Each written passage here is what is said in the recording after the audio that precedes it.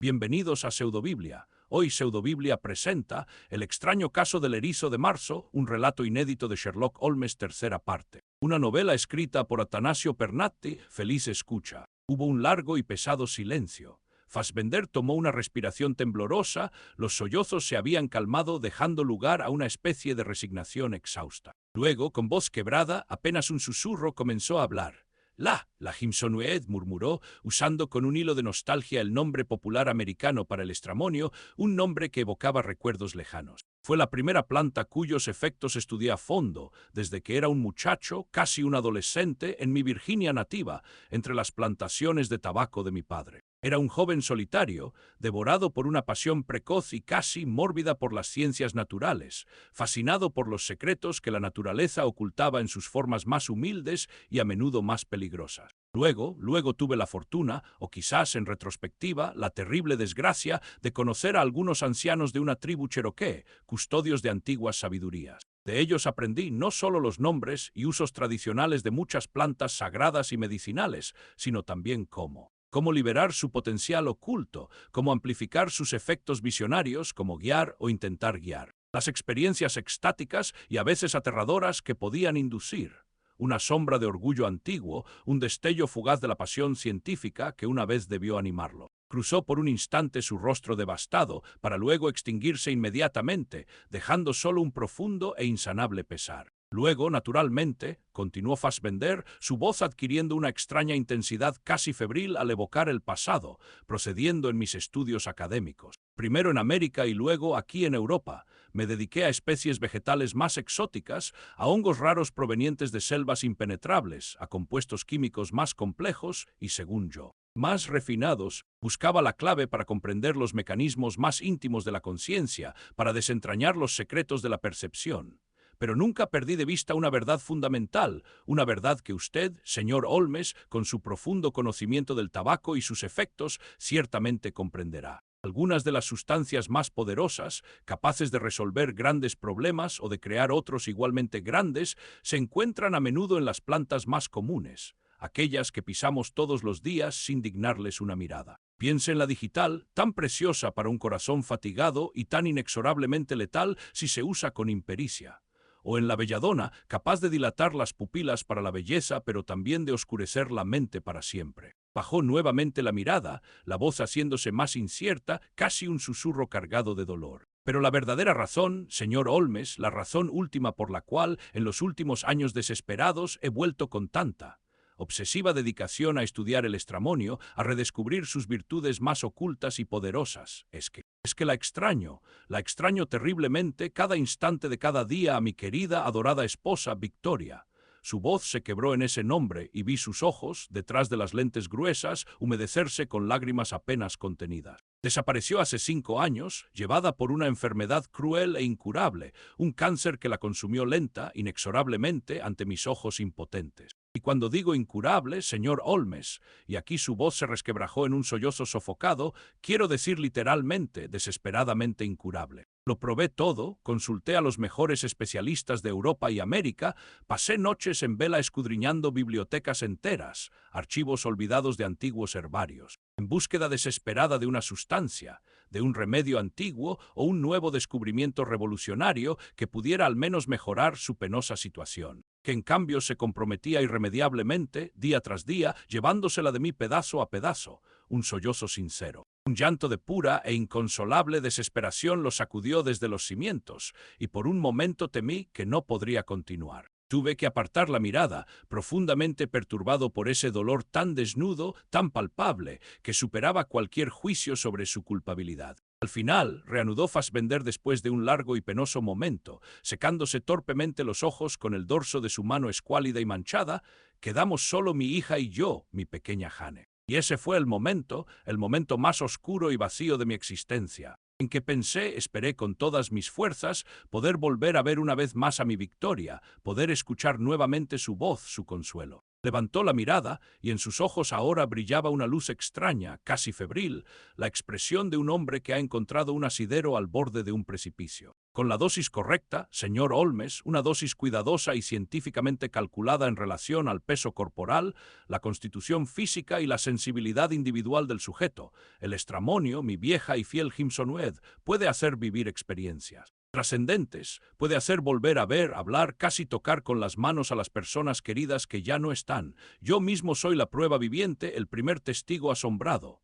Una sonrisa extática, casi inquietante en su intensidad, iluminó por un instante su rostro demacrado. Mi vida ha cambiado desde entonces, señor Holmes. Mi relación con mi hija Jane, que se había encerrado en un capullo de dolor e incomprensión, ha reflorecido. Todo ha cambiado desde que vuelvo a ver varias veces por semana en la sacralidad de mi estudio a mi Victoria, y ha cambiado seguramente para mejor. El dolor no ha desaparecido, pero se ha vuelto soportable, compartido. Hubo un silencio cargado de desconcierto en la pequeña habitación. El hombre parecía hablar con una sinceridad desarmante, con una convicción que rayaba en el delirio místico. Así, continuó Fassbender, y en su voz ahora había una especie de convicción ingenua, casi infantil, como si estuviera exponiendo la más lógica y caritativa de las empresas, pensé. ¿Por qué no ofrecer a otros el mismo e increíble alivio que yo mismo siento? ¿Por qué no ayudarlos a aliviar sus cuidados cotidianos, el peso insoportable del luto, el vacío de la pérdida? ¿Por qué no compartir este don? Parecía sincera y profundamente convencido de la bondad, casi de la santidad, de su misión.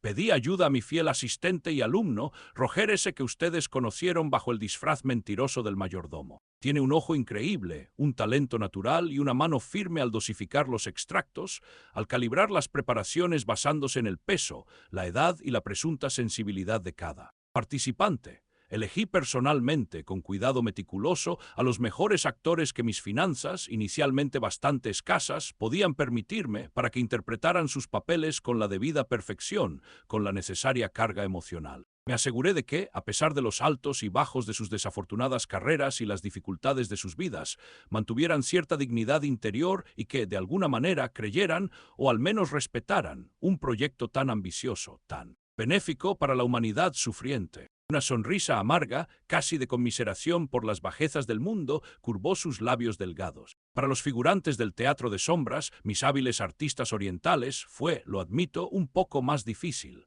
Hacerlos entrar plenamente en mi mentalidad, convencerlos de la importancia espiritual y terapéutica de su contribución. Bueno, debo decir que confiarles a ellos, maestros de un arte tan antiguo y noble, tareas que consideraban de bajo perfil, como interpretar algún alma errante anónima en el fondo. Como mucho algún demonio menor con cuernos falsos inofensivos de cartón piedra para representar las tentaciones y pruebas del viaje espiritual, o incluso, lo que los ofendió profundamente, hacerlos empujar hacia adelante y atrás, en la oscuridad, las sillas de ruedas de los participantes desde la sala de sesiones a las habitaciones de Swedenborg a través de los corredores. Lo encontraron bastante degradante para su arte y dignidad. Tuve que regatear bastante y prometerles un porcentaje considerablemente más alto de las ganancias comparado con los otros actores, para tenerlos establemente y fielmente en mi equipo. La confesión del profesor Fassbender, tan cruda en su locura y tan trágica en su origen, cayó sobre la pequeña habitación como un sudario,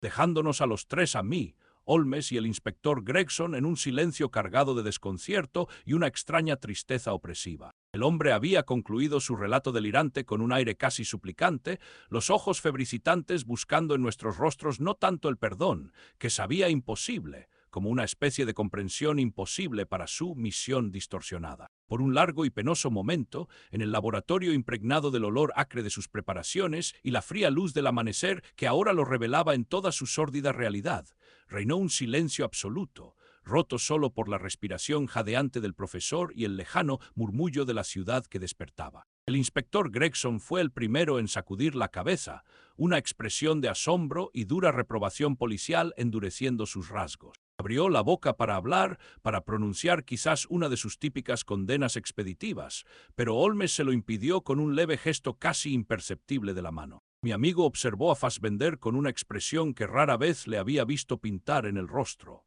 Ciertamente, había una traza de esa fría distancia analítica con la que solía examinar a los criminales más astutos y complejos, pero también se leía distintamente algo. Desconcertado, una especie de malestar avergonzado ante un abismo de autoengaño tan profundo, tan arraigado en el dolor.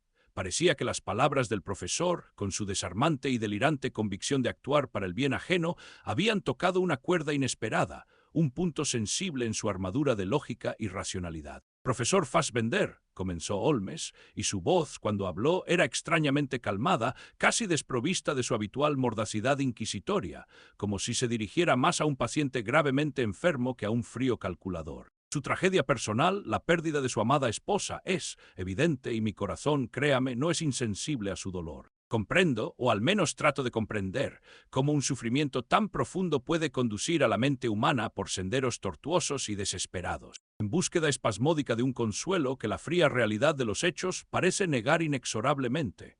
Hizo una pausa, eligiendo las palabras con cuidado, como si temiera romper un equilibrio ya tan precario. Sin embargo, profesor, usted habla con fervor de alivio, de aliviar los cuidados cotidianos, como si la suya hubiera sido una obra filantrópica, una misión humanitaria. Pero me pregunto, con toda la seriedad que la circunstancia impone, si usted se da cuenta plena y conscientemente de la verdadera naturaleza de las visiones que ha orquestado tan diligente y científicamente para sus víctimas. Holmes se acercó lentamente a la mesa de trabajo, rozando con la punta de los dedos un alambique de vidrio aún tibio. Usted ha inducido, con el uso inconsiderado de sustancias vegetales extremadamente poderosas y peligrosas, estados de alucinación profunda, de disociación de la realidad, en individuos ya vueltos particularmente vulnerables por el luto, la fragilidad emocional y una esperanza que rayaba en la desesperación. Ha manipulado sus recuerdos más sagrados e íntimos, proyectando actores y sombras chinescas para personificar a sus difuntos, para hacer revivir momentos y palabras que pertenecían solo al santuario de su memoria. ¿Cree realmente, profesor, que esto puede definirse como alivio? ¿O no es más bien un engaño cruel y sofisticado, una profanación de la memoria y el luto, que ofrece un consuelo tan efímero como ilusorio, al precio de una dependencia psicológica potencial de estas falsas consolaciones, y cosa aún más grave, de un daño concreto y no despreciable a la salud física y mental de sus pacientes? El rostro ceniciento de Fassbender se contrajo en una mueca de dolor o quizás de incomprensión. Pero ellos eran felices, señor Holmes, balbuceó con un hilo de voz. Los veía sonreír nuevamente, llorar lágrimas de alegría, no de desesperación. Como usted, doctor Watson, dijo, dirigiéndose súbitamente a mí, y en sus ojos inflamados, detrás de las lentes gruesas, leí una sombra de desesperada esperanza casi infantil de aprobación. Usted vio a su hija, a su pequeña Lucy, ¿verdad? Estaba feliz de volver a verla, ¿no es así? Antes de que pudiera responder, aún profundamente conmovido por el recuerdo de esa visión tan vívida y tan desgarradora, y confundido por las implicaciones de sus palabras, Holmes intervino con una firmeza que no admitía réplicas, aunque desprovista de aspereza. La felicidad inducida por un veneno, profesor, dijo Holmes con voz grave pero implacable, es ella misma un veneno, quizás el más insidioso de todos. Usted ha creado, con indudable maestría científica y teatral, un circo de ilusiones ópticas y químicas, un parque fantasmagórico del alma, poblado por fantasmas pagados y expertos en el arte de la mentira visual. Ha transformado el dolor más íntimo y sagrado, el luto, en un espectáculo de feria para crédulos, por sofisticado y bien orquestado que sea. Y en todo esto, profesor Fassbender, créame, no hay nada benéfico, nada compasivo, solo una explotación cínica, aunque quizás inicialmente inconsciente, de la fragilidad y desesperación humana, enmascarada ante sus propios ojos por su forma personal, y temo profundamente distorsionada, de terapia del luto. Holmes se alejó lentamente de la mesa de trabajo, su mirada volviendo a ser la del detective implacable, ya no la del hombre casi avergonzado ante la confesión desnuda de un alma atormentada. ¿Usted cree, o quizás ha querido creer, haber cometido un crimen sin víctimas, profesor Fassbender, porque en su mente ofrecía una ilusión de felicidad, un bálsamo para las heridas del alma? Pero las víctimas existen, se lo aseguro, y son numerosas. Son todas esas personas que dejamos durmiendo en el rellano y todas las que pasaron por aquí antes que ellas, que ahora deberán enfrentarse no solo con su dolor original, sino también con la amargura y la vergüenza de haber sido engañadas de la manera más vil y cruel. Y están también sus actores, sus extras, personas a menudo desesperadas o débiles, que usted ha involucrado en una empresa deshonrosa y criminal. Y está, no por último, usted mismo, profesor, víctima de su propio engaño, prisionero de un fantasma que usted mismo evocó con la química en lugar de con la fuerza del espíritu. Y que ahora temo lo perseguirá por el resto de sus días. Las palabras de Holmes, aunque pronunciadas con un tono mesurado, casi desprovisto de énfasis, cayeron en la habitación con el peso de una condena inapelable, de una verdad que ya no podía ser negada. Fassbender no replicó, limitándose a inclinar la cabeza cada vez más profundamente sobre el pecho, toda huella de su anterior seguridad delirante o su esperanza de comprensión completamente desvanecida. Era un hombre destruido, aniquilado. Capítulo 14. Un hilo de esperanza en la oscuridad. Un largo y pesado silencio siguió a las palabras de Holmes. Estaba roto solo por el ruido sordo y casi irrespetuoso de los agentes de Gregson, que con discreción pero con eficiencia continuaban inspeccionando y catalogando los instrumentos y sustancias presentes en el laboratorio, ahora convertido efectivamente en escena del crimen. Holmes se dirigió entonces al inspector Gregson, su tono vuelto práctico, conciso, el del consultor investigativo que ha concluido su trabajo. Inspector, sus hombres han rastreado y detenido a todos los artistas del teatro de sombras.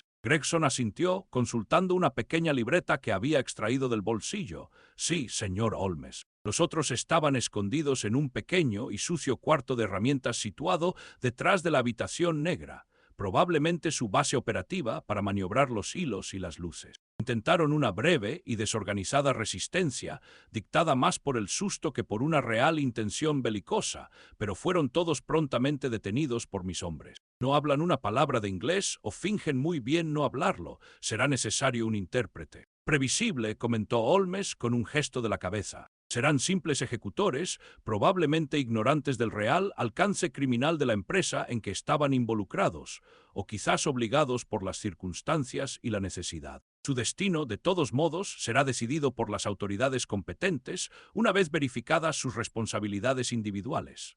Luego su mirada se posó nuevamente, con extraña intensidad, en Douglas Fassbender, que permanecía desplomado e inmóvil en un taburete de laboratorio, la imagen misma de la derrota y la desesperación. En cuanto a nuestro director y principal artífice de esta compleja y venenosa ilusión, creo que su papel y sus responsabilidades en este triste asunto son ahora abundante e inequívocamente claros. Inspector, creo que puede proceder según su deber. Gregson hizo un gesto seco a dos de sus agentes más robustos, que se acercaron con paso decidido a Fassbender. El hombre no opuso resistencia alguna, ni siquiera levantó la mirada, mientras las frías esposas metálicas le eran ajustadas alrededor de las muñecas delgadas y manchadas de reactivos químicos. El tintineo de las cadenas resonó siniestro y definitivo en el pequeño laboratorio, marcando el final de su carrera como científico y el inicio de un largo y temo doloroso camino de expiación. Mientras lo conducían, y él atravesaba con paso arrastrado el umbral del laboratorio para ser escoltado fuera del apartamento,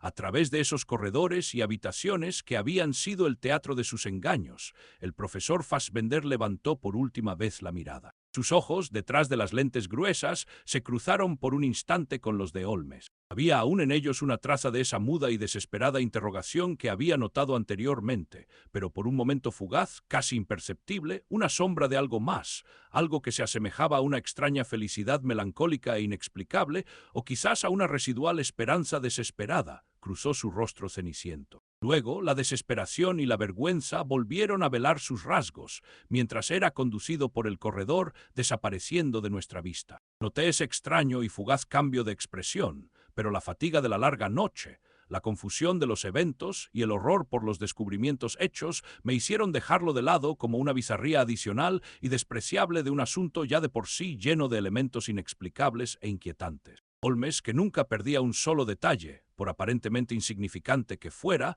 lo notó y un imperceptible temblor le contrajo los labios, como si esa pequeña señal anómala hubiera confirmado una sospecha suya o abierto una nueva e inquietante línea de investigación. En ese momento Gregson se dirigió a uno de sus hombres. «Agente Miller, vaya a revisar a los 3 huéspedes que dejamos en el rellano. Con el aire fresco que entra y el tumulto, podrían empezar a despertarse. Asegúrese de que estén bien e infórmeles que pronto serán acompañados a la estación para una declaración formal». Justo cuando el agente se alejaba, oímos ruidos confusos provenientes del exterior del apartamento. Cuando salimos, siguiendo a Holmes que se dirigía con paso decidido hacia la salida principal, encontramos que, como se esperaba, Lady Vance, Sir Geoffrey y la señora Pemberton se habían despertado de su sueño inducido. Estaban sentados en los lechos improvisados, asistidos por un par de policías, y sus expresiones eran una mezcla de confusión, desconcierto y las secuelas de un despertar para nada placentero. Sus rostros estaban pálidos, los ojos aún empañados,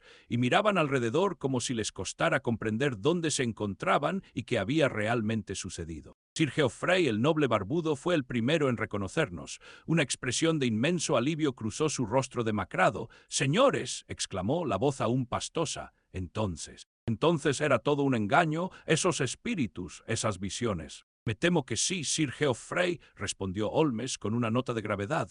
«Un engaño muy elaborado, pero aún así un engaño. Fueron víctimas de un fraude cruel, orquestado con la ayuda de sustancias químicas y actores hábiles. El hombre se pasó una mano temblorosa por la frente. Dios mío, me siento como un tonto. Sin embargo, parecía tan real. Luego, una sombra de gratitud sustituyó la confusión. Pero les agradezco desde el fondo del corazón. También la señora Pemberton, la viuda del industrial, aunque aún visiblemente conmovida y con un aire bastante indignado por haber sido engañada de manera tan flagrante, expresó un alivio similar. «Esos bribones», murmuró arreglándose el chal con dedos inciertos, «hacer creer a una pobre viuda que podía hablar con su difunto marido es algo vergonzoso. Espero que se pudran en prisión». «Gracias, señor Holmes. Y gracias a usted también, inspector», agregó con un gesto hacia Gregson. «Al menos ahora sabemos la verdad, por amarga que sea».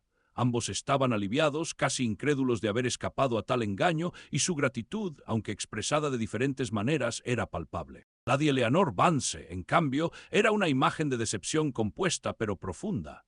Se había puesto de pie y nos miraba fijamente con una expresión que me partió el corazón. Su rostro estaba pálido como el mármol, y en sus ojos claros, habitualmente tan luminosos, se leía una amargura profunda, casi una traición. La fe en las comunicaciones con su difunto marido, un hombre tan profundamente ligado a los ideales de la sociedad teosófica.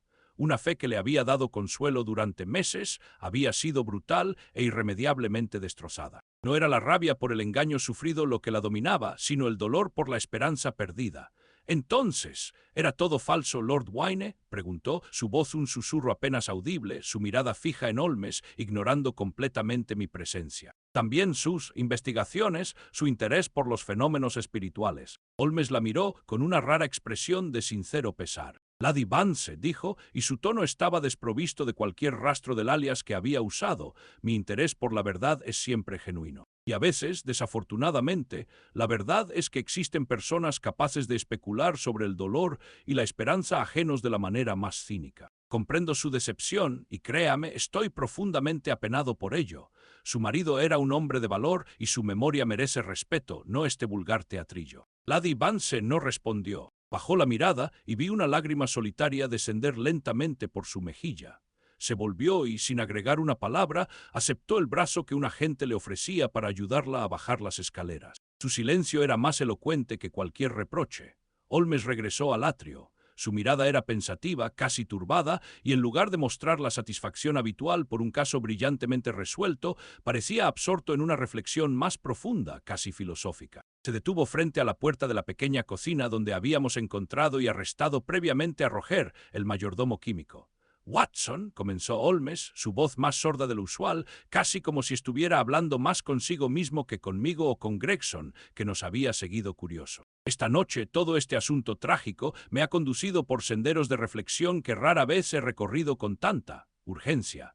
Se pasó una mano por la frente, un gesto de inusual cansancio o quizás de profunda introspección. «Durante toda mi carrera, como usted bien sabe, he puesto la lógica, la observación y la deducción científica por encima de cualquier otra facultad humana. Siempre he creído que todo misterio, por complejo que sea, podía ser desenredado, todo engaño desenmascarado, toda verdad sacada a la luz a través de la aplicación rigurosa del método analítico». Hizo una pausa, su mirada pareciendo perderse en un punto impreciso más allá de la pared de la cocina. «Sin embargo», continuó, «ante el dolor desesperado de un hombre como Fassbender, ante su locura lúcida y su búsqueda distorsionada, pero a su manera casi conmovedora, de un consuelo imposible. Y ante, mi querido amigo, su propia experiencia tan intensa y visceralmente real en la llamada habitación de Swedenborg, me encuentro interrogándome sobre los límites de mi propio arte». Se volvió hacia mí, y en sus ojos grises, habitualmente tan fríos y agudos, leí una sombra de algo que nunca había visto antes. Una duda profunda, una vulnerabilidad casi conmovedora. Como bien sabrá por su profesión médica, Watson, y como yo mismo he aprendido de mis estudios más recientes sobre los mecanismos de la mente, especialmente los de ese brillante estudioso francés, Pierre Janet, existen traumas emocionales, heridas del alma, que pueden enquistarse profundamente en la psique humana. Janet postula que tales experiencias, si no son oportunamente enfrentadas y resueltas con comprensión y, me atrevería a decir, con una forma de catarsis, pueden arrastrarse por años, generando sufrimientos, disociaciones e incluso la creación de realidades alternativas en las que la mente busca refugio del dolor insoportable. Holmes se acercó al armario de pared en la cocina, aquel cuya puerta había abierto y cerrado tan fugazmente antes. Su mirada se hizo intensa. A veces, Watson, dijo, con una voz cargada de extraña gravedad, la verdad más difícil de descubrir no es la oculta detrás de un engaño criminal, sino la escondida en los pliegues más profundos y dolientes del corazón humano. Y a veces, para sacarla a la luz o para ofrecerle una posibilidad de curación, no basta la fría lógica del detective. Se necesita un enfoque diferente. Se detuvo frente a la puerta alta y estrecha del armario. Esa sonrisa fugaz en el rostro de Fassbender mientras era arrestado, Watson, no era triunfo ni resignación, era esperanza. La esperanza de que nosotros, demasiado ocupados en desenmascarar su laboratorio y sus cómplices, hubiéramos pasado por alto algo, o mejor dicho, alguien, que para él era más precioso que cualquier otra cosa. Se volvió hacia mí y en sus ojos leí una muda petición, una invitación a realizar un último acto, quizás el más importante. De esa larga noche, Watson dijo con una gentileza que me oprimió el corazón, le ruego, hágame la cortesía, abra esa puerta. Una nueva sensación de expectativa, un presentimiento indefinible mezclado con una creciente aprensión, se apoderó de mí. ¿Qué podía ocultarse detrás de esa simple puerta de un armario de cocina, para justificar tanta solemnidad y tanta preparación psicológica de parte de mi amigo? Recordé su mirada fugaz al interior, antes, una expresión que no había sabido descifrar pero que ahora, retrospectivamente, asumía los contornos de un descubrimiento ya ocurrido, de una verdad que él había elegido no revelar inmediatamente. Con el corazón latiendo un poco más fuerte de lo usual, me acerqué al alto y estrecho armario de pared. La pintura blanca estaba descascarada en varios puntos y la puerta parecía vieja y vacilante. Agarré la pequeña manija de latón ennegrecido. Tiré. La puerta se abrió con un crujido lamentoso, casi un suspiro, revelando no estantes polvorientos o escobas olvidadas como me habría esperado, sino un espacio angosto, oscuro como la boca de un pozo, un cubículo opresivo que parecía casi tallado a la fuerza en la estructura del muro. Y allí, acurrucada en un rincón, sentada en un pequeño e incómodo taburete de madera tosca, la cabeza escondida entre las rodillas delgadas y los brazos esbeltos envueltos alrededor de las piernas en un desesperado gesto de autoprotección, había una niña. Podía tener no más de 7 u 8 años, quizás incluso menos. Era increíblemente pálida y delgada, sus cabellos claros, largos y despeinados le caían sobre el rostro demacrado, ocultando parcialmente sus rasgos. Los grandes ojos azules, que vislumbré por un instante antes de que ella se acurrucara aún más, estaban dilatados por el terror y rodeados de sombras lívidas y profundas, que hablaban de cansancio infinito y de un miedo prolongado que ninguna criatura tan joven debería haber conocido jamás. Vestía un vestidito simple, de tela clara, arrugado y manchado, que parecía demasiado grande para su esbelta y frágil figura. Se aferraba convulsivamente al pecho una pequeña muñeca de trapo, gastada y sin un ojo, como si fuera el único asidero en un mundo que se le había derrumbado encima. Cuando la luz del sol la golpeó de lleno en el rostro, la niña se retrajo como un animal salvaje asustado, emitiendo un pequeño e imperceptible lamento, y se llevó instintivamente las manos delante de los ojos para protegerse de lo que, para ella, debía parecer una agresión adicional e intolerable. Reconocí con un vuelco al corazón que me heló la sangre en las venas y una oleada de desconcierto, de piedad incrédula y desgarradora que casi me quitó el aliento. Los rasgos delicados y sufrientes de la jovencita, que solo pocas horas antes, en mi visión inducida por el estramonio, había llorado y abrazado como mi pequeña y adorada Lucy. Pero esta no era una criatura etérea y sonriente vestida de blanco y rodeada de luz celestial. Esta era una niña real, de carne y hueso, aterrorizada, desesperada, pero innegablemente, trágicamente verdadera. «Dios mío, Holmes», susurré, la voz quebrada por la emoción, volviéndome hacia mi amigo que observaba la escena desde el umbral de la cocina, su rostro inescrutable pero sus ojos brillando con una extraña luz intensa, una mezcla de tristeza y profunda comprensión casi doliente. La niña, oyendo mi voz, quizás reconociendo en ella un tono de gentileza inesperada, o quizás simplemente por el instinto que a veces guía a las criaturas más asustadas hacia una posible fuente de salvación, bajó lentamente las manos del rostro. Sus ojos atemorizados, grandes y luminosos a pesar del miedo y el cansancio que los empañaban, se fijaron en los míos. Y entonces, en ese preciso instante, sucedió algo extraordinario, casi inexplicable. El miedo en su rostro no se desvaneció del todo, pero pareció por un momento atenuarse, casi suspenderse, sustituido por una expresión de tímida sorpresa y luego, casi imperceptiblemente, por una sombra de alivio incierto, infantil, pero inequívoco.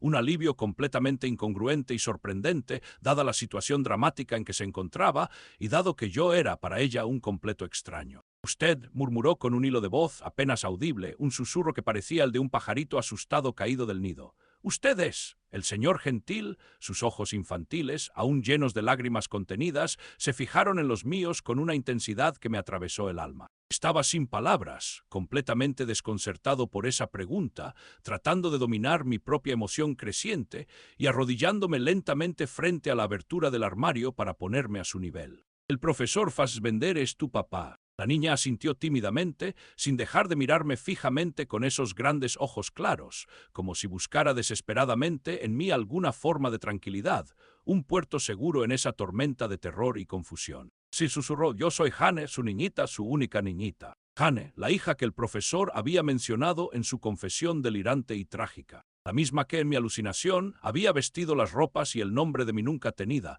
pero tan intensamente deseada, Lucy. Pero que hacía una niña tan pequeña, tan frágil, escondida allí en ese cubículo oscuro, frío y sofocante, como un pequeño animal acosado. ¿Y por qué? Porque parecía aliviada, casi consolada, al ver precisamente a mí, un extraño que, de hecho, acababa de contribuir de manera decisiva al arresto y la ruina de su padre, la única persona que le quedaba en el mundo. Sherlock Holmes, desde el umbral, continuaba observando la escena con una atención que no auguraba nada bueno desde el punto de vista legal, pero quizás, quién sabe, con una compasión y comprensión que iban más allá de cualquier experiencia previa que hubiera tenido de mi amigo. Su enfoque diferente, el que trascendía la simple lógica investigativa y se adentraba en los meandros oscuros y dolientes del corazón humano, estaba a punto de revelarse en toda su complejidad impredecible y profundamente conmovedora. Jane, repetí dulcemente, tratando de infundir en mi voz toda la tranquilidad de que era capaz. Soy el doctor Watson. Tu papá me habló de ti. No debes tener miedo ahora. Nadie te hará daño.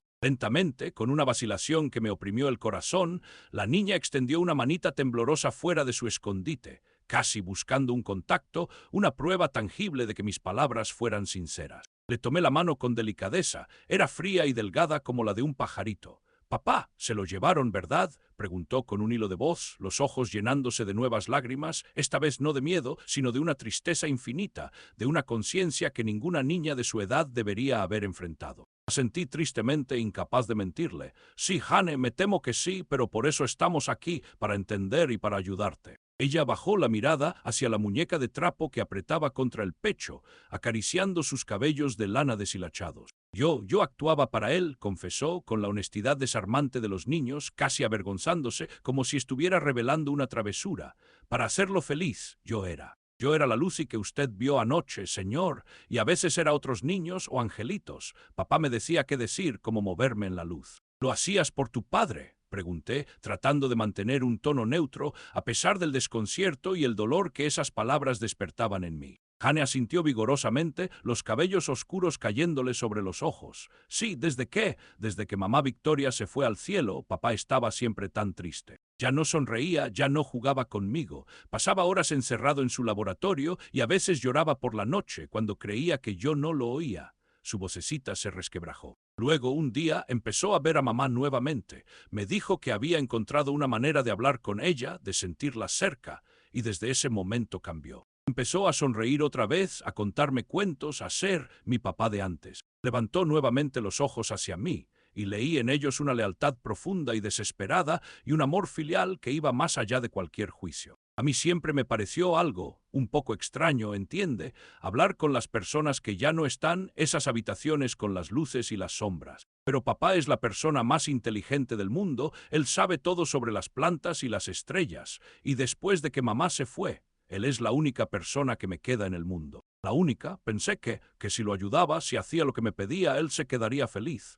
Y si él era feliz, entonces quizás no se iría también él para alcanzar a mamá en el cielo. Tenía tanto miedo de quedarme sola, Señor, completamente sola en esta gran y aterradora ciudad. Sus palabras, pronunciadas con una inocencia desgarradora, eran un puñetazo en el estómago. Esa niña no era una cómplice en el sentido estricto del término, era una víctima, tanto como los clientes que su padre había engañado. Una víctima del dolor del padre, de su desesperación, de su locura, y una víctima de su propia necesidad desesperada de amor y seguridad, que la había llevado a secundar un juego cruel y peligroso con tal de no perder el único lazo frágil que le quedaba. Él me decía que llevábamos alivio a las personas, continuó Hane, casi buscando una confirmación, una justificación en mis ojos, que las ayudábamos a no estar más tristes como había estado él, y a veces cuando veía sus caras después de los encuentros, parecían realmente más serenas, sonreían entre las lágrimas. Quizás si hacíamos un poquito de bien, ¿no cree, Señor?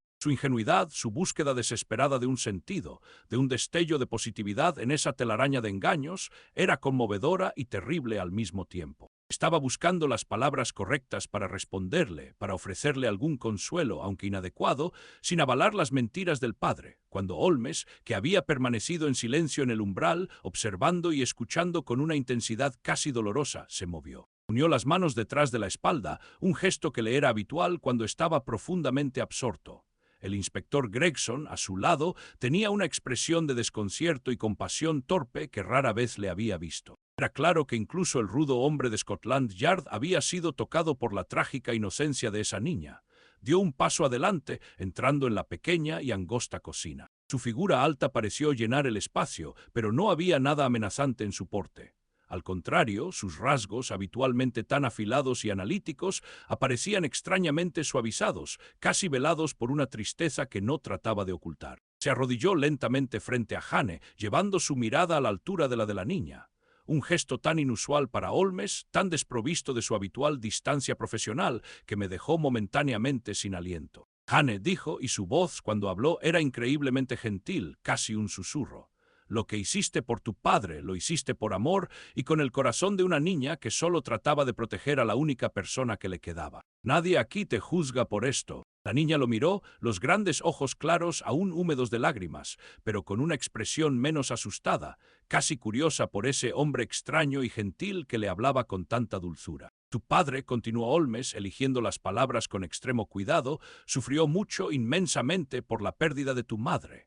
Y a veces, cuando el dolor es demasiado grande, la mente humana busca refugio en maneras que no siempre son sabias o justas para otros. Él creía en su corazón atormentado estar haciendo el bien, tanto para sí mismo como para las personas que venían aquí. Pero los medios que usó, las sustancias que administró, eran peligrosos, Hane. Y las ilusiones, por consoladoras que puedan parecer al principio, a la larga no pueden sustituir la verdad, ni curar las verdaderas heridas del alma. Hizo una pausa, dejando que sus palabras, simples pero profundas, fueran absorbidas por la mente infantil pero evidentemente inteligente de la niña. Ahora Hane reanudó con un tono que era a la vez firme y tranquilizador, tu padre deberá responder por sus acciones ante la ley. Esto es inevitable y en cierto sentido también es justo. Pero tú, niña mía, no tienes culpa en este triste asunto. Has sido una víctima, tanto como los otros. Se dirigió al inspector Gregson, que había permanecido en silencio en el umbral, visiblemente conmovido por la escena. Inspector, dijo Holmes, y en su tono había una autoridad tranquila pero inapelable.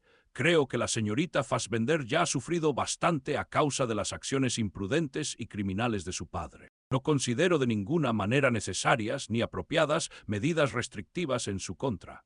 Es una niña asustada y sola que necesita cuidados y protección, no un aula de tribunal o un frío instituto correccional. Levantó una mano antes de que Gregson pudiera protestar, anticipando las objeciones del policía. Comprendo los procedimientos, inspector, y la necesidad de un testimonio, pero estoy seguro de que se podrá encontrar una manera de recoger sus declaraciones en un ambiente más apropiado y con la debida delicadeza. Por ahora, creo que lo más importante es alejarla de este lugar de tristeza y engaños. Holmes se levantó, luego se dirigió nuevamente a mí. Watson, mi querido amigo, creo que esta es una tarea más adecuada para su sensibilidad y su profesión que para la mía o la del inspector.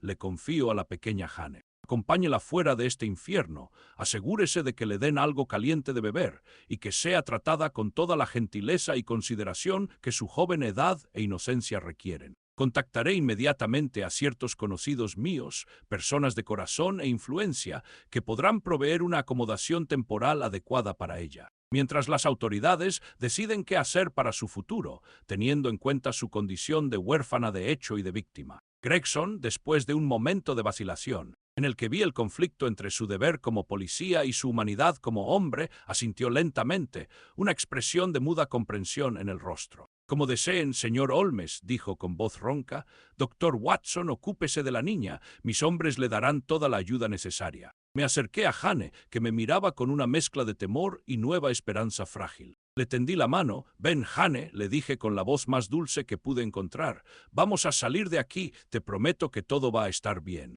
Su pequeña mano, aún fría, se aferró confiadamente a la mía, mientras la ayudaba a levantarse y la guiaba fuera de ese cubículo oscuro, y luego a través de las habitaciones sórdidas del apartamento que habían sido teatro de tantas ilusiones. Sentí su cuerpecito temblar ligeramente. Pero cuando cruzamos el umbral y nos encontramos en el corredor, y luego en las escaleras que conducían hacia la luz incierta de la mañana y hacia un futuro desconocido pero, se esperaba, menos oscuro, Jane se volvió hacia mí por última vez. Doctor, susurró, y en sus ojos claros, a pesar de todo, brillaba una pequeña sonrisa tímida. Me escribirá alguna vez para no hacerme sentir tan completamente sola en el mundo. Te lo prometo, Jane, respondí, la voz quebrada por la emoción. Te lo prometo con todo el corazón. Y esa pequeña sonrisa frágil, nacida en medio de tanta tristeza y tanto engaño, fue quizás el rayo de luz más verdadero y conmovedor de esa larga e increíble noche. Mientras acompañaba a Jane hacia un carruaje de policía que Gregson había puesto a nuestra disposición, dejando a Holmes supervisar los últimos detalles investigativos y la confiscación del laboratorio de Fassbender, me sentía vacío, pero también extrañamente sereno. La justicia estaba siguiendo su curso, los culpables serían castigados, pero en medio de tanta oscuridad, una pequeña flor inocente había sido puesta a salvo. Y quizás, pensé, en ese gesto de compasión inesperada de parte de mi amigo lógico y racional, había una verdad más profunda e importante que todas las deducciones científicas. Epílogo, capítulo 15, reflexiones a la luz de las velas. Habían transcurrido algunas semanas desde esa noche memorable y desconcertante en Fleet Street, y Londres, con su soberana indiferencia hacia los afanes individuales, había retomado sus ritmos habituales, tragándose en su vasto y pulsante organismo esa pequeña y sórdida tragedia. La primavera, mientras tanto, había finalmente decidido hacer su entrada, y tardes más suaves comenzaban a invitar a largas caminatas reflexivas. Una de esas tardes, hacia finales de abril, me encontraba como de costumbre en nuestro salón del 221 B de Baker Street. El fuego en la chimenea había sido reemplazado por un jarrón de narcisos frescos, cuyo perfume delicado se mezclaba con el más acre y familiar del tabaco de la pipa de Holmes. Mi amigo estaba sentado en su sillón favorito, el violín apoyado sobre las rodillas, pero no tocaba. Estaba inusualmente silencioso, la mirada perdida en las brasas imaginarias de un fuego que no existía, sumido en una de esas profundas abstracciones que a veces lo aislaban del mundo durante horas. Yo estaba sentado en la mesa, concentrado en releer una carta que había recibido esa tarde. Era de Jane Fassbender. Escribía desde un pequeño y tranquilo instituto para jóvenes señoritas necesitadas de asistencia, situado en la campiña de Kent, donde, gracias a la intervención discreta, pero sorprendentemente efectiva de Holmes, con algunos de sus conocidos influyentes y caritativos, había sido acogida en lugar de terminar en las frías e inadecuadas paredes de un orfanato público o, peor, un reformatorio. En su caligrafía aún infantil pero ordenada, Jane contaba de sus tímidos progresos en los estudios, la gentileza de las hermanas laicas que gestionaban el instituto y los largos paseos en los campos floridos. Concluía cada misiva, y esta no era excepción, agradeciéndome por mis cartas y firmándose su afectuosísima Jane. Cada vez esas palabras me oprimían el corazón con una mezcla de dulzura y profunda melancolía. El destino de los otros protagonistas de ese triste asunto ya se había delineado en las aulas de tribunal. El profesor Douglas Fassbender, ante la evidencia aplastante y quizás impulsado por un último deseo desesperado de proteger a su hija de ulteriores involucramientos y traumas, había confesado plenamente su responsabilidad en la organización del complejo fraude, asumiendo gran parte de la culpa por la manipulación química y psicológica de sus víctimas. Su profundo conocimiento de las sustancias psicoactivas y su delirante deseo obsesivo de recrear un vínculo con su difunta esposa Victoria habían emergido con trágica claridad durante el proceso, pintando el retrato de un hombre tan brillante como irremediablemente desviado por el dolor y una ciencia desprovista de conciencia. Había sido condenado a una larga pena de prisión, 8 años de reclusión, que me había referido Gregson. Había acogido con la misma tristeza resignada y silenciosa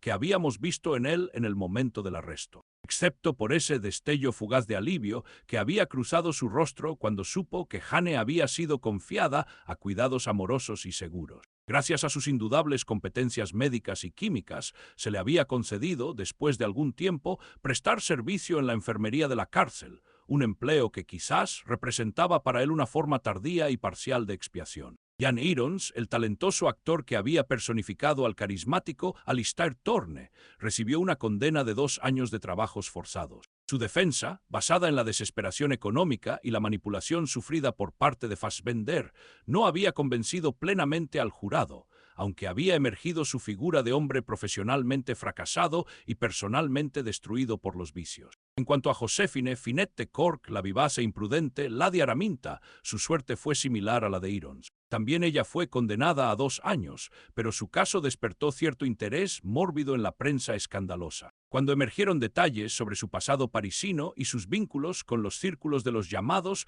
poetas malditos, se rumoreó sobre veladas pasadas en compañía de figuras como Verlaine y otros adeptos del ajenjo y el opio, y su declarada convicción de que las sustancias alucinógenas eran un instrumento para expandir las puertas de la percepción y agudizar la sensibilidad artística fue reportada con gran énfasis, pintándola más como una decadente adepta de cultos prohibidos que como una simple estafadora. Ella misma, durante el proceso, no mostró remordimiento particular, sosteniendo casi con orgullo haber participado en un experimento audaz sobre los confines de la realidad. Una posición que ciertamente no le favoreció ante los ojos de los jueces, pero que la consagró como una figura pintoresca y controvertida ante los ojos de cierto público. Los otros actores de la compañía, figuras menores y a menudo indigentes, se habían salvado con penas pecuniarias o severas amonestaciones, una vez verificado su papel marginal y su casi total ignorancia sobre la verdadera naturaleza de las sustancias empleadas.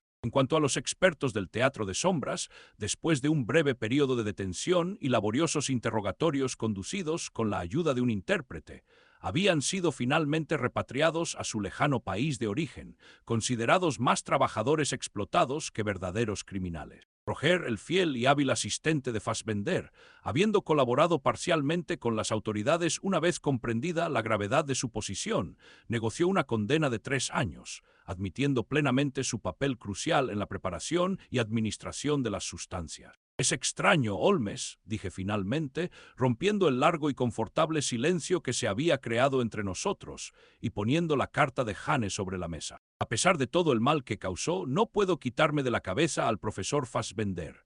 Repensando en sus palabras, en su desesperación, a veces me pregunto si, en el fondo de su corazón atormentado, su intención no fuera, por irremediablemente distorsionada y criminal que fuera, casi compasiva, un intento loco y desesperado de aliviar el dolor, el suyo y el ajeno, con el único medio que su mente científica y descarrilada había logrado concebir». Holmes puso lentamente el violín sobre sus rodillas. Permaneció en silencio por un momento, observando las volutas de humo que se levantaban de su pipa de arcilla y se dispersaban en el aire de la habitación. Luego, con esa manera típica suya de llegar al corazón más profundo de las cuestiones con pocas palabras precisas y a veces despiadadas, respondió: «La compasión, mi querido Watson», dijo, su voz calmada pero con un trasfondo de rigor inflexible, «cuando no está sólidamente anclada a la verdad, cuando no está guiada por el más profundo respeto por la integridad y libertad del individuo, puede convertirse ella misma en un instrumento de crueldad profunda e involuntaria».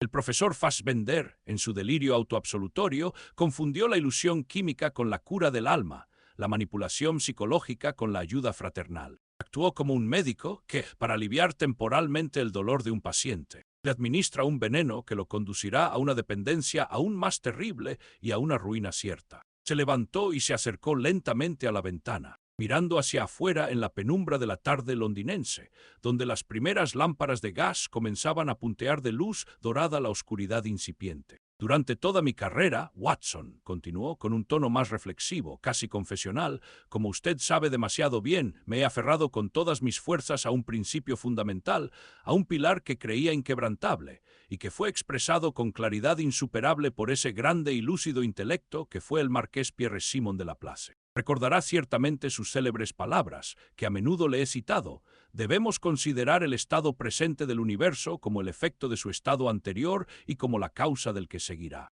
Admitido por un instante que una mente pueda tener en cuenta todas las fuerzas que animan la naturaleza, junto con la respectiva situación de los seres que la componen. Si tal mente fuera suficientemente, basta para poder someter estos datos a análisis. Abrazaría en la misma fórmula los movimientos de los cuerpos más grandes del universo junto con los de los átomos más ligeros. Para ella nada sería incierto y el futuro, así como el pasado, estaría presente ante sus ojos. Esto, Watson, ha sido durante años mi evangelio laico, mi credo inquebrantable. Que todo evento, toda acción humana, todo pensamiento, por aparentemente caótico o irracional que sea, es el resultado inevitable de causas antecedentes y la causa cierta de efectos futuros. Todo concatenado en una cadena de lógica férrea, perfectamente accesible a una mente suficientemente analítica y provista de datos adecuados. Se volvió hacia mí, y en la luz incierta que provenía de la calle, vi en su rostro habitualmente tan impasible una expresión que rara vez, o quizás nunca, le había visto antes.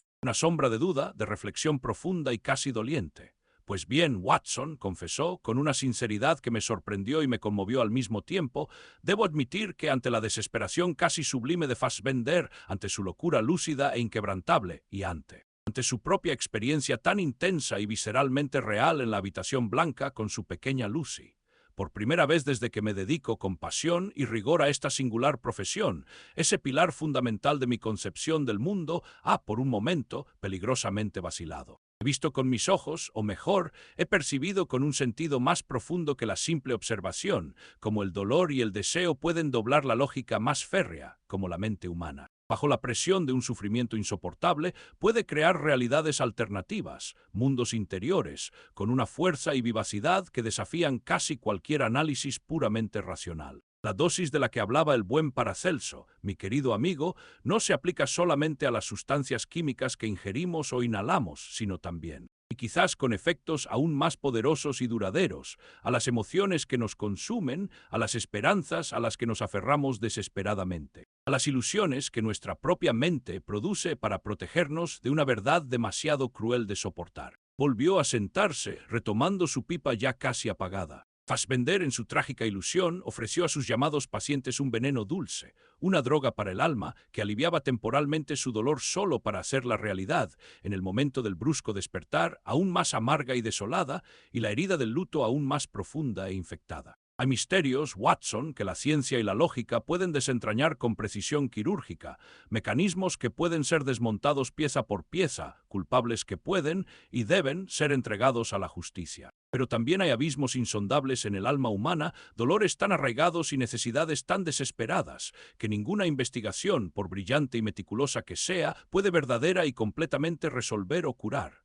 Hizo una pausa, y una rara sonrisa, velada de profunda y casi palpable melancolía, curvó sus labios delgados. En esos casos, mi querido y fiel amigo, concluyó con una voz que era poco más que un susurro, quizás la tarea del detective se choca inexorablemente con los límites infranqueables de su arte, y no queda más que confiar en esa simple, pero a menudo tan increíblemente difícil de practicar, virtud que es la comprensión humana. Y a veces, como en su caso, Watson, en una promesa de afecto sincero mantenida con una joven e inocente alma perdida y necesitada de luz. Permanecimos aún en silencio por un largo momento, cada uno perdido en sus propias reflexiones, mientras las sombras de la tarde se alargaban en la habitación. Luego, mientras instintivamente me disponía a tomar mi libreta y mi pluma para comenzar a fijar sobre papel lo que se anunciaba como una de mis crónicas más singulares y complejas, Holmes me detuvo con un gesto casi imperceptible de la mano. Una última cosa, Watson, dijo, y su tono había vuelto a ser el más práctico y amonestador que bien conocía,